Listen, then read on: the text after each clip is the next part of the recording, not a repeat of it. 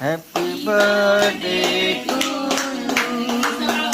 Happy birthday dear Isha happy birthday to you. उधर और भी है जैसे। हाँ एक और है। एक है क्या? Happy birthday Isha.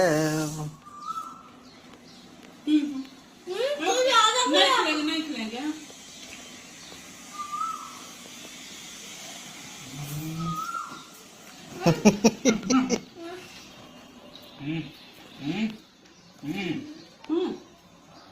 ओ नहीं कहते कि मम्मी के अब डेट भी आ। हाँ